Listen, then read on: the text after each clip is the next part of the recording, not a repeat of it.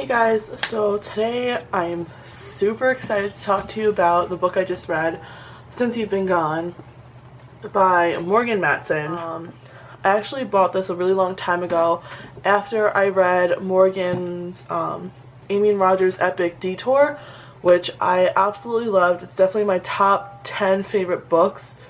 I made everybody read it, my friends' moms, and I bought this and I hadn't read it until just now, and because I had a lot of other books I really wanted to read, and when I finally got this, I read the back of it and I started crying. Basically, I think the reason why I was so excited and resonated so much with this book is because recently, if you know, I've had to deal with a very similar situation that this book talks about, and there's nowhere that you could read about a similar situation. Basically, if you don't know, Since You've Been Gone is about this girl Emily and her best friend Sloane, and basically what happens one day, Emily wakes up and her best friend Sloane is just gone. She's vanished. She doesn't know where she is. She tries to call her, she gets her voicemail, she tries to text her, no response. She goes to her house and nobody's home. So her best friend disappears without a trace, pretty much. And that's a devastating thing to go through, especially in my experience. I've had a very similar situation with that, and I was so excited to finally find a piece of material where I feel like I could relate to the experience. I haven't been this excited about a book since I probably read The Paris Wife, which was my first video ever on YouTube. So basically yesterday I really wanted to film about it, but I wasn't doing the book yet, so I rushed to finish it, which I never do because I wanted to talk about it so bad. That being said, there are some things that I think if I didn't experience a loss of a friend, I wouldn't have overlooked them. Also, I'm gonna do my makeup while I talk about this book, so, you know, just to keep you aware. But yeah, so basically Emily and Sloane are best friends, and Sloane disappears, she doesn't know where she is, and then a couple of weeks later in the mail, Emily receives this letter from Sloane, though it's not signed by her, it's from her handwriting, and it's this list, and this to-do list essentially of what she should do. Things like go skinny dipping, kiss a stranger, hug a Jamie, go horseback riding, and all this fun stuff, dance the night away. And Sloane has done this for Emily before when she's gone on vacations, but this is different because Emily believes that after she completes this list, she'll be able to find Sloane. So she starts doing this list, and as she does this list, she makes new friends, basically. She makes friends with this boy, Frank, who is like the junior class vice president, and in a long-term relationship with this girl, Lissa. And then by association, she becomes friends with Collins, who's Frank's best friend since he was little. And then she becomes friends with Dawn, who she meets during the story and becomes one of her best friends as well. And throughout the summer, they help her complete this list and, you know, figure out ways that what she could do to, you know, complete it. And it becomes this really big adventure, which is really nice. So there are definitely moments in the book where I guess like towards the end of the book mostly, that I feel like Morgan really should have expanded on and she didn't. I'm mostly talking about what her relationship with Dawn and Collins. It kind of happens that they get into a huge fight and that's the end of it. And it's just like, bye, friendship over. Or you don't know if the friendship's over. It's not talked about. So I really wish that she would have went into more detail with that. And after reading the bonus material, which is in the back of the book, she includes a deleted scene, and she includes like a Q&A from her Twitter page.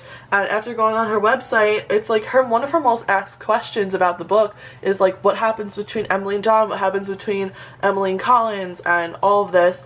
And basically she says that her and her editor felt like she couldn't include what happened without it being forced. I kind of disagree with that, but you know, I'm not an author, but that's just my opinion. But she does say that we find out in her new book, which is to be released, and that's called The Unexpected Everything, which comes out soon, I believe. So yeah, basically she's kind of like, I'm calling it right now that she's going to be like the new Sarah Dessen, pretty much. If you've read Sarah Dessen before, you know that a lot of Sarah's books take place in the same town, and you know, she kind of intermingles her characters from one book into another, and that's what Morgan does in her books. So she actually mentions how like moments from Amy and Roger's Epic Detour appear in Since You've Been Gone, and in her new book, The Unexpected Everything, parts of Since You've Been Gone, the characters are in that book, and in Second Chance Summer, there's some in the other books as well. I haven't read Second Chance Summer. I didn't even know it existed, but I'm definitely gonna pick that up and add that to my must-read list. Speaking of which, if you don't follow me on Goodreads, follow me on Goodreads so you can see what I want to read, what I've read, and what I'm currently reading. So yeah, basically she doesn't talk about the relationship with Dawn and Collins after this fight towards the end of the book, and it kind of just left me wondering like how, you know, it was kind of like I felt kind of like a slap in the face, because here Emily does meets new friends after her best friend, you know, pretty much leaves, and you know, she doesn't like develop those relationships, or doesn't seem to care about reconciling those friendships. And it kind of reminds me of something that her brother said in the beginning of the book, when she decides to go outside with her brother and sleep under the stars with him during a part, and he says, "Can we do this again?" And she says, "Yeah, of course." And he's like, "Well, until Sloane gets back, because when Sloane gets back, you know, you'll just be all wrapped up in her." And that kind of hits Emily hard, and she's like, "No, that's not going to happen." And I kind of feel like at that point in the book, when she's fighting with Dawn and Collins, that's exactly what happens, because she doesn't address it. It kind of proves her brother right. But that was like my only big problem with the book. What I really like about Morgan's books, and why I enjoyed this one, and even Amy and Roger, and I hope it's true in her other ones as well, is that the format is very different. As someone who reads a lot of young adult romance, I guess, you kind of get, after a good while, get the gist of it, and you get bored. But Morgan includes playlists of like the characters and what they're listening to during crucial moments in their life, and I think that's brilliant. It gives the experience it gives a more wholesome experience. I feel like, you know, you get really immersed into the story that way, and I really enjoy it. And even in Amy and Roger's Epic Detour, the gist is that they go on a road trip, and she even includes like little tokens from different places in their road trip, as well as playlists. And in this book, it's just playlist. And what I did personally is I just made them up on Spotify, and then I'd listen to them, because I love listening to music. Some of the songs I knew, some of them I didn't know, and I really enjoyed getting to know them. And I just found it really interesting. Like, basically the playlists that are showed in the book is either Emily's playlist or Roger's playlist, because they go running together, and just like the difference in their music taste, and how it kind of like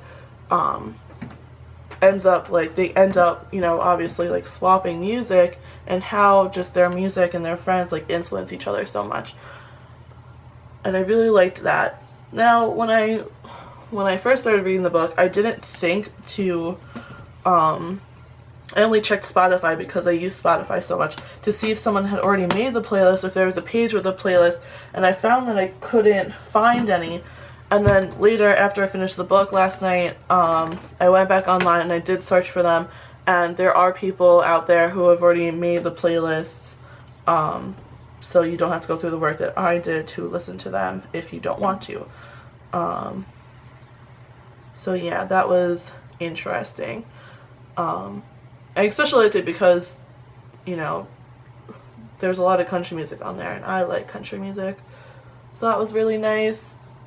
And then Frank kind of listens to more like indie alternative bands, which you wouldn't expect from Frank's character, who's like seems to be this preppy like vice president, like school spirited guy, you know, kind of person. So I think the reason I resonated so much with this book is because, you know, if you don't know me, I'm in my senior semester of college right now, about to embark on the unfortunate thing they call adulthood. And, you know, I know they say when you leave high school and you go to college, you do lose friends. And I expected that to happen, and I did. But what I didn't expect is for it to kind of continue and for it to happen, you know, my senior year. And, you know, each friend that I've lost quite a few friends this year especially, and it's been really hard for me to deal with that and, you know, kind of find what to do. Because, you know, I'm in this awkward place where it's like, well, do I go out and find new friends when I'm leaving in a couple of weeks? Do I, you know, chase after a friendship that clearly isn't wanted to be there? And when I found that I couldn't find anything online about it, because I wanted to see if, like, what other people did in the situation, I asked groups that I'm a part of, like, what they thought about it. And, you know, it was just like I couldn't find, like, a straight, direct answer of what to do. And it was really frustrating because, you know, at that moment, like, you already feel so isolated and alone because you've lost these people, and then to not have anybody out there, like, feel like they've been through what you're going through, it was really hard. So I was really fortunate to be able to pick up this book at this time. But yeah, like, some of my friendships were, like, I guess, like, kind of mutual in the fact that it just, like, you go different ways over certain times, and, like, the friendship just kind of isn't well maintained, and it's not, like, any hard feelings. And then I actually had a very similar situation to what Emily had, and basically one of my friends, I woke up one day and just, like, was completely gone. Weren't friends on any social media, text messages went unanswered, phone calls went to voicemail, and so on and so forth. So that was especially devastating for me, because it kind of just, like, felt like I got hit with a bus, you know, because I didn't know what was happening. But yeah, so there definitely, if you know me, I really am a big fan of book quotes. I always page the flag the page and write them down. So there's definitely multiple moments during this where I was just like, wow, like, I've felt that before. Like, I've cried during this book. It was just all around really great, but it was also really lighthearted and funny. So I actually wrote down some of my favorite quotes. So I'm gonna read them, and I'm gonna let you know why I liked them so much.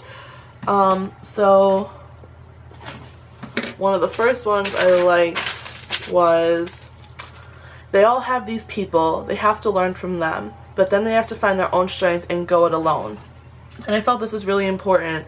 At the time, they're talking about, Emily's talking to one of the guys, his name is Doug, who works at the same place where Colin and Frank does, and they're talking about books and how, especially in Lord of the Rings, I think they were talking about, and how, you know, they have this support system, and then they have to take from what they learn from that support system and go by themselves and kind of create their own adventure and deal with their problems themselves without them.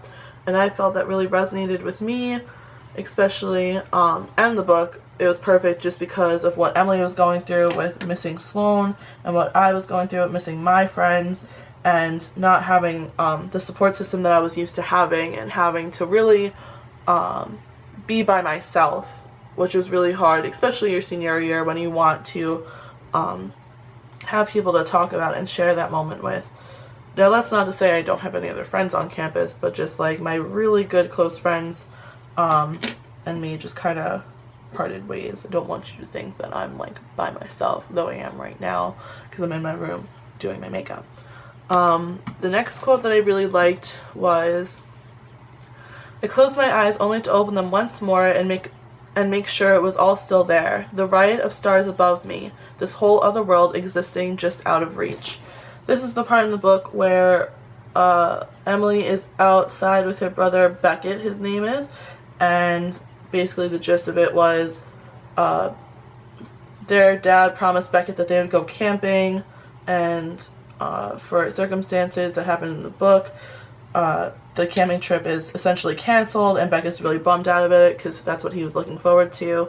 And so one of the things on the list was to sleep under the stars, I believe, or something along that line, and she decides to do that with Beckett and kind of make a makeshift camping situation in the backyard of their house. And so it's late at night and her brother fell asleep, and it's just, the book takes place in Connecticut in a fictional town, and it's just like open skies, all these stars, and I have a thing for astronomy, so I thought the words that she used were really beautiful. The riot of stars above me just was something I've never read about, but like I never heard it put that way before, and I really enjoyed it, so I wrote it down and I really liked it.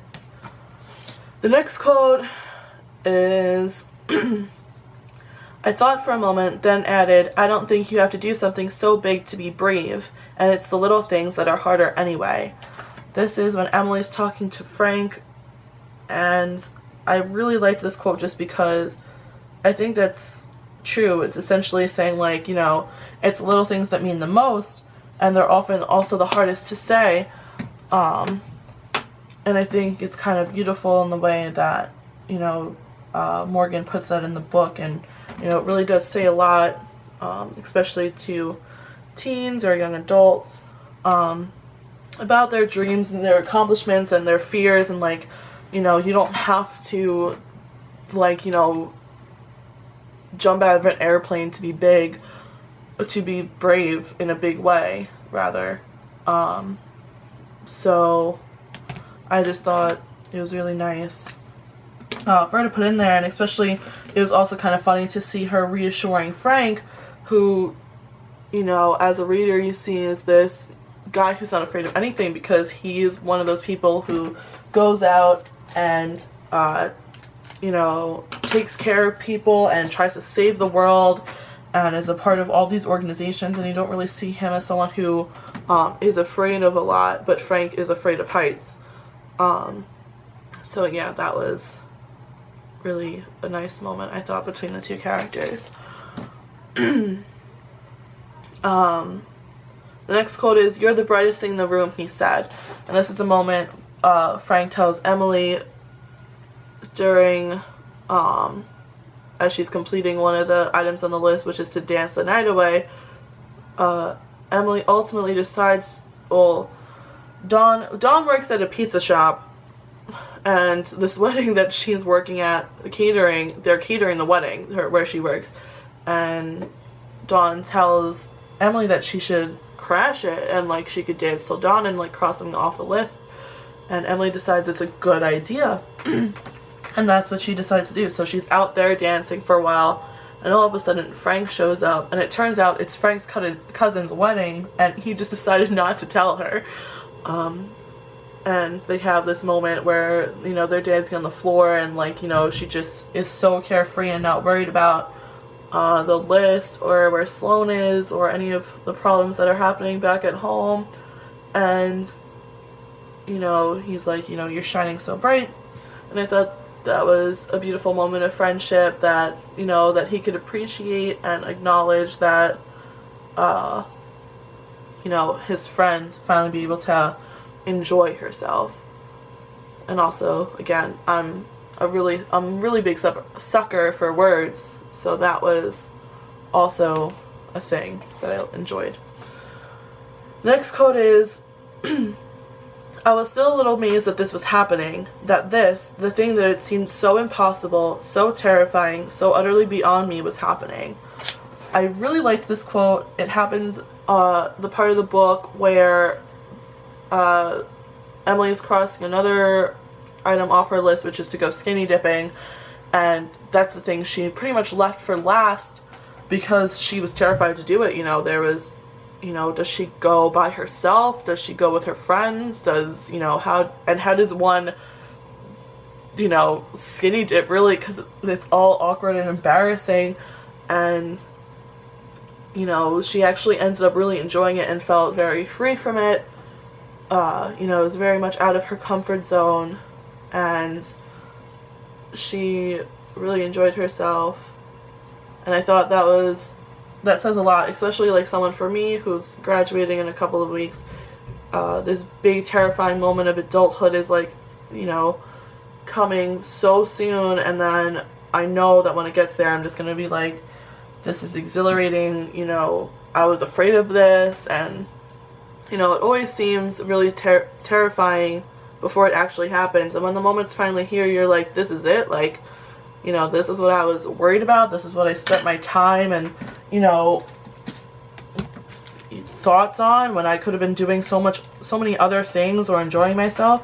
And that goes for a lot of situations in life, really, that we worry about different things and how people are going to react, or how we're going to react to them.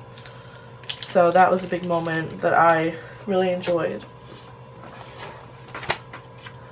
The next quote is, and I know you lost your friend, but you didn't do a great job picking replacements. And this is probably my favorite moments between Emily and Collins, who have a very unique relationship in the book, I think, just because they were kind of, I don't want to say forced to be friends because that sounds kind of negative, but they just came across each other because, Emily became friends with Frank, and Collins is Frank's best friend, and, just,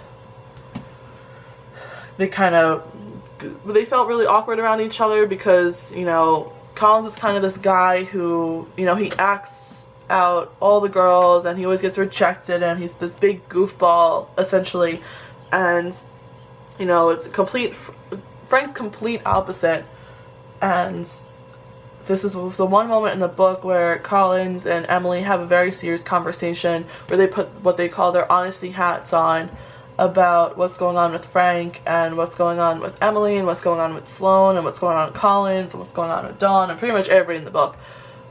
And I really appreciate this moment because you do see a different side of Collins that you don't really see throughout the book. And basically Collins calls Emily out on like what she's gonna do, because this whole friendship between her and Frank and her and Dawn and her and Collins isn't really gonna last. He's kind of pointing out to her that this is only a summer friendship, because when Frank's in the school here, he's involved in multiple organizations. He has his serious girlfriend Lissa, and he just doesn't have time for even Collins, let alone Emily. And Dawn goes to a different high school than they do. She goes to a private school, so she won't see Dawn as much. And Collins, he makes a joke saying, oh, we'll still be friends until I get a hot beat for a girlfriend, and then you'll kind of have to back off. So he points out to her that you lost Sloane, and your replacements for friends, which I don't really know how I feel about the word replacements, because it kind of feels like she's using them until she gets back to Sloane. But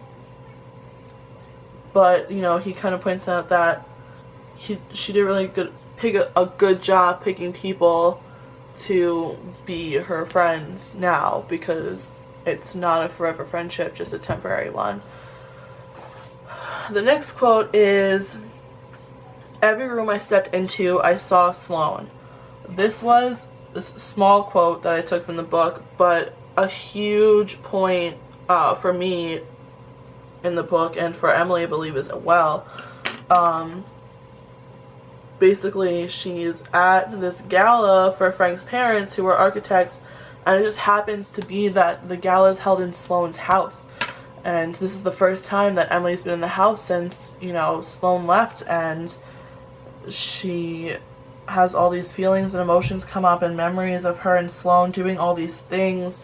And the book goes on to list, like, there's the couch that Sloane told me about this, and like there's the room that we did this together, and so on and so forth. And it was a really big moment for me, just because being in New Paltz and losing my friends, you know, when I go out there, I totally feel this all the time, where I'm just like, oh, remember that time that this happened with this friend, or, you know, we went there together and had breakfast together, or so on and so forth. And even in my hometown on Long Island, I feel that way, not just regarding my friends, but like family members that I talk to, or ex-boyfriends. You know, I think that part of you is always there, with past relationships, platonic, romantic, friendships, whatever, where you're just like, wow, like, I haven't been here in forever. The last time I was here was with so-and-so, and that was forever ago. Or like, oh, remember that funny time that this happened with this person. And I think, you know, I think it's something that everybody goes through. It's just not talked about. And I was really glad to see that this pivotal moment in Emily's life, and in her relationship with Sloane, was talked about in the book, because I do think it happens a lot in everybody's life, and there's really no excuse for it or explanation for it. The next quote was, when I started to cry as I pulled into my driveway, it was coming down hard enough that I could pretend that it was only the rain hitting my face, and not the fact that I just lost another friend. I thought this was obviously a really important part in the book, because this is the part where Emily's just like, where Colin's words kind of come true, and, you know, she realizes she's losing her friends, and she doesn't know what to do to get them back, or how to stop it from happening. And this is the part where her and Frank kind of have a falling out, and she just kind of feels defeated at this point. And, you know, she kind of uses the excuse, which, you know, you hear in a lot of books, that like, oh, she was crying in the rain, and like, she pretended the tears were just the rain hitting her face, or, you know, it hides the, you know, her tear-streaked face authors use all the time. So I wasn't so much impressed with that sentence, but the way that she compares it to losing her friendship, how she kind of hides not only her tears in the rain, but the fact that she kind of hides her problem that way, that she's losing her friends, but, you know, kind of trying not to think about it, which is something that I did when it happened to me. You know, it was a really difficult time for me. Still is. Not saying that, like, you know, I'm completely over everything that happened, but definitely something that you know, something that I did when it first started happening. Next quote is, we said stilted goodbyes and I hung up the phone, feeling like everything in my life was suddenly breaking apart and floating away just when I needed it most. So this is the part of the story when she and Dawn have their falling out, and again, it was just, I really, you know, it wasn't the first part necessarily, but the second part where she says, I needed everything in my life, but it was floating away. And, you know, because my friend, you know, when I lost my friends, it was kind of, I don't want to say one right after the other. The two of them were, you know, slowly fading away, and then the one abrupt one. But it was all within, you know, I think I realized that it was all happening my senior year of college. So it just felt like it was all so sudden, and, you know, at this big point in my life where I'm graduating, I know I mentioned this like 10 times, but the point where I'm graduating, you know, it's not something that I wanted to deal with, you know, or felt like I shouldn't have to deal with, because, you know, during your friends are supposed to be there, like, you know. So it was hard to not have that support system, especially when it needed it most, going through, you know, this time where I'm just being thrown out of college and into adult world, and I'm not ready for it. So the next quote is, once again, I was having trouble grasping how I'd gone from having people to talk to, plans, some semblance of a life, to nothing, all in a moment. So this is right after she has her fallout with Collins. And also I think it's funny that, like, she loses 4 best friends, and I've lost 3. But I think, I don't even know where I was going to go with this.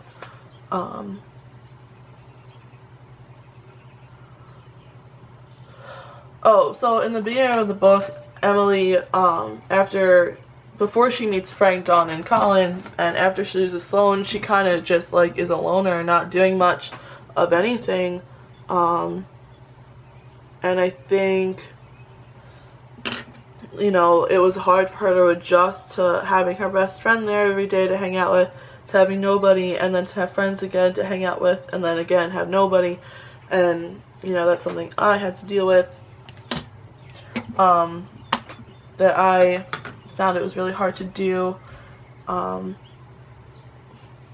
And, you know, it's not easy, you know, to kind of make that adjustment, because, you know, there's parts in the book where Emily, like, reaches the phone to talk to Sloane about something and then realizes she can't, that she's unable to, and I felt that way all the time. I still feel that way even now, but especially in the beginning, I would just be like, oh, like, I have to tell this person about this funny story, this thing that happened to me. And, you know, you go and, you know, you go to pick up the phone and you're just like, wait, you see all the unanswered text messages, or you remember that, you know, you're not really friends anymore, and you're just like, alright, well, now, like, what do I do?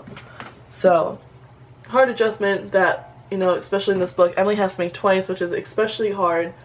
So yeah. The next quote is, I was driving past places I'd gone with Sloane, places I'd gone with Frank, and feeling the loss of both of them so sharply. How was I supposed to keep living in this town when everything I saw reminded me of someone I'd lost? This goes back to the point I was making earlier about, you know, it's hard to go to the same places that you've been with the people that you've lost, just because, you know, the memories can either be very strong or very recent, and it's just like, you're supposed to, you know, you can't just get up and move every time you lose somebody, whether that's a boyfriend, girlfriend, friend, family member, what have you. You know, you have to learn to deal with it. And I think, you know, over the years, whether I'm living here upstate or on Long Island, I've had those moments where I'm just like, I can't take this place anymore. Like, you know, there's so many bad memories, or there's so many tainted places for me now. And, you know, I am coming up to a place in my life where if I choose to, I could, you know, leave. I'll essentially be leaving here in a couple of weeks and probably not staying. And, you know, where I live now on Long Island, I could essentially choose to leave, you know, and start new someplace. But then you have to question, you know, the question of, I think, how, I guess, like, cowardly it would be to leave a place just because of some bad memories, you know, a place that you love, that you grew up in, and all of that, and whether it's really worth it. So, again, like, most of this book was just kind of like reaffirmed that I wasn't alone, and especially this moment, because I felt this moment a lot, and I'm sure a lot of people have, because it's a universal feeling that's just not talked about. Next quote is, I'm almost done with the quotes, I promise. And I was realizing that it was pretty terrible to be sitting in silence with someone who you always used to have something to say to. So this is a part in the book where Emily's talking about Frank. They're in the car together. She finally finds where Sloane is, and she is on her way to go find her, or she thinks she knows where Sloane is. She's going to find her, but you know, Frank's along for the ride because of circumstances, and you know, they're not saying anything. And you know, I think towards the end of some of my friendships I felt like this, where it's just like, you know, it's kind of just like, not like a radio silence, but like it's just like you could tell that like the relationship has changed, and like you kind of just realize it right then and there, and you don't really know what to do about it because it's a hard place to be in. And you know, especially I can't imagine being confined in a car with someone like that, and having to deal with it. So I thought that was a very interesting statement to make. The next quote is, "You just left," I said, hearing my voice shake, remembering her disappearance, the weeks of silence, and then what it had been like to get the list and nothing else, no explanation. This is the point of the book where I was crying hysterically, pretty much. Well, not hysterically, but I was crying. Because, you know, I felt that, and I felt like, this book helped me, like, validate the feelings that, like, okay, like, I'm allowed to feel this way, you know, like, this isn't something that happens, you know, all the time, clearly by lack of information out there on it, but also, you know, it's just like, how do you become friends with somebody and then all of a sudden, like, you just stop talking with no rhyme or reason to it, and, you know, it's hard to take in, and, you know, you don't know what's worse, them deciding that you don't deserve an explanation or the silence of the loss of the friendship. So I think Emily pretty much, like, embodied what I've been feeling for the past few months, and how, you know, you could tell that she's angry and she's hurt by what Sloane did, because this is the point of the book when she finds Sloane and, like, confronts her about it. And she has a very, when she first sees Sloane again, you know, she has a very she has very mixed emotions about it, because, you know, part of her is like, I just want to forget this happened and go back to the way things were, and part of it is like, no, like, I deserve an explanation, like, you just left without a word. And I totally feel that, and I totally believe that she does deserve an explanation. Everybody, you know, I don't think it's good when, like, either if it's a boy or a girl, or, you know, whatever have you, like, ghosted you or just leaves without an explanation, and, you know, just like, it's a shitty feeling, and you should be able to have that explanation.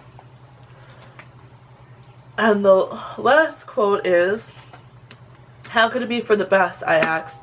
"I've spent the whole summer wondering what happened to you and why you somehow didn't care enough to tell me." Again, at this point, I'm still crying when I'm reading the book.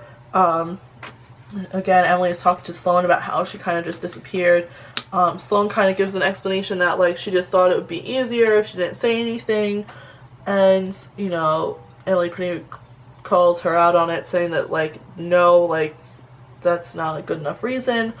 And I especially love the part where she says, "And why you somehow didn't care enough to tell me," because that's something that really resonated with me, because not only do you have this loss of friendship, but, like, for the friend that, like, just vanishes, you're just like, you couldn't, you know, you kind of, like, didn't have the balls to tell me that, like, you know, this friendship is over, or give me a reason why. You just, you know, kind of cowered out and left. And I think that says a lot about the person who leaves you more than it does about you. And I think it took me a while for me to realize that, and I think it took Emily a while for her to realize that, because during the book, there are flashbacks of her times with Sloane in the book, and she kind of, like, you could tell when she flashes back to them that, like, she clearly idolizes Sloane and really looks up to her as a friend, and she kind of feels like at this point in time, that in her relationship that, you know, Emily's the one who cared more about the friendship and cared more about Sloane and like looked up to her and idolized her, whereas Sloane was just like, you know, was just like Emily's friend. It wasn't like it was a big deal. So right now, that's all the quotes I have. You know, from the book. I really do recommend it. Like I said, this is probably one of my favorite books. I don't know if I would have enjoyed it as much. I probably would have, actually. I don't know if I would have enjoyed it as much if I hadn't recently gone through the things with my friends. And that's also the thing about Amy and Roger's Epic Detour. Basically, that's a story about how this girl is afraid to drive after getting into a car accident with her dad, and her dad passes away. When I read that book, I had recently just gotten into a car accident with my dad, and he was more injured than I was in the car accident, and I think I also really resonated with that when I was reading it. So it just happens that, like, I decide to read these books at times when things are similar happening in my life, and I don't need to do it, it just happens. But I really enjoyed both just because, like I said, I really like that she includes the playlists and music in the books just because it gives it a different experience to the reader, and you feel more immersed in the world of the characters and you feel like you're there with them more. But right now I'm doing my makeup kind of inspired by both Sloane and Emily. Basically, Sloane's character is a very glam boho kind of gal, hence the most boho shirt that I own that I hardly ever wear. And Emily is more of a simple, athletic girl. So I'm kind of doing a soft, glam look. There's like a point that describes them both perfectly. That there's a point in the book where Sloane shows up at Emily's house and they're friends, and like she has this beautiful smoky eye, and Emily goes, if I tried to do that, basically it looked like someone punched me in the eye. And I think we all at one point have resonated with that. But yeah, so I'm just gonna finish up this look. I just have to put on some highlight and put on some lipstick and I will be done. And I will list all of the products that I used below. They're all pretty much products you can find at the drugstore, except for like maybe an exception of 4 of them, 5 of them. I try to use drugstore products because ones are cheaper and you could still create great looks with them. And second, okay. So basically I did kind of a soft, sparkly, winged out eye, and I'm going to do kind of a nude matte lip. A lot of the products I am using are NYX. I'm not sponsored by them. I don't get paid for using their product. I'm just a huge fan of them.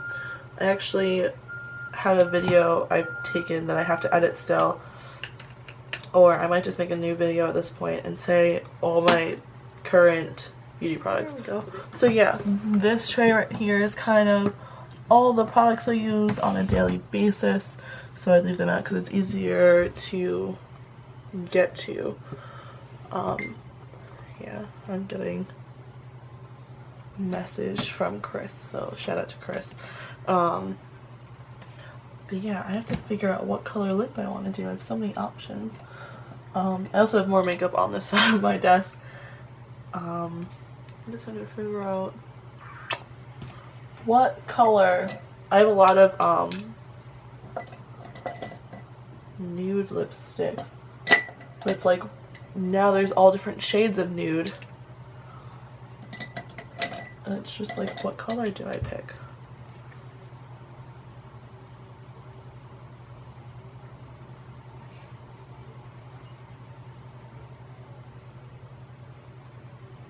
I feel like this one might be it, which is lace detail. Or do I want to do like more of a, I feel like this is always darker than I want it to be. We're gonna try this one. Hopefully it works. The worst feeling in the world is putting on lipstick and basically just being like, nope, bad idea.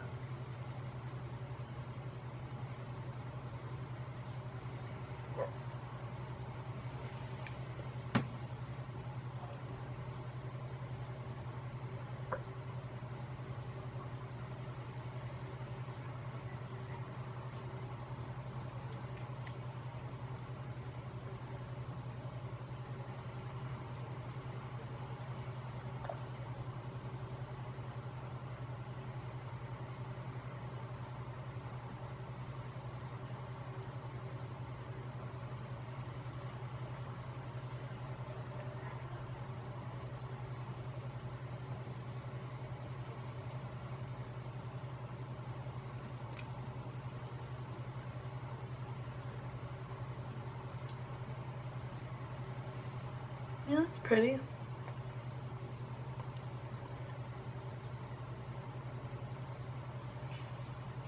Probably a little more pink than I wanted, so I might just mix the two. And this one is satin ribbon. See what happens.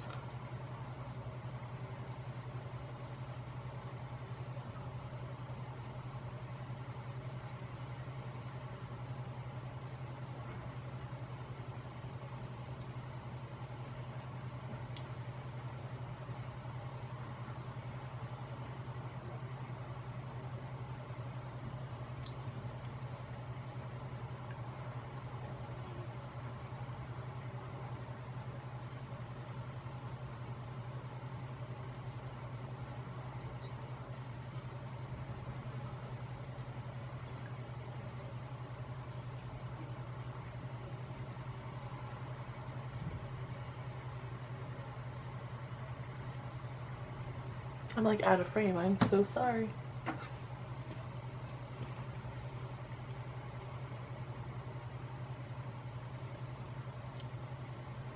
Yeah, this I'm happy with.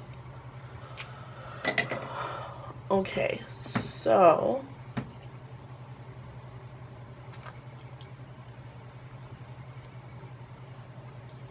yeah.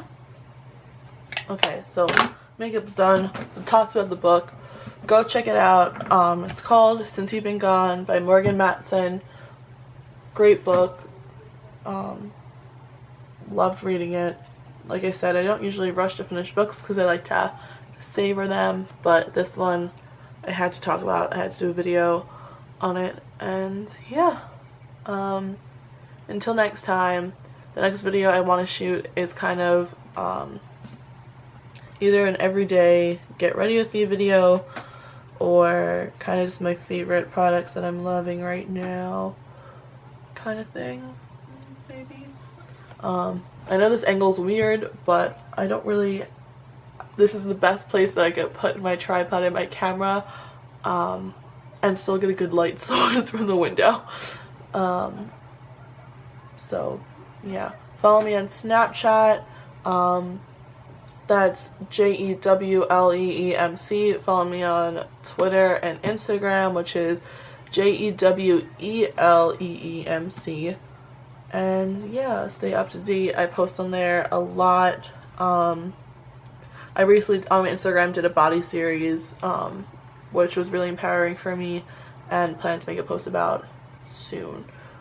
Snapchat, I talk about when I'm going to do videos, what I want to do in my videos, also funny shenanigans from my day-to-day life.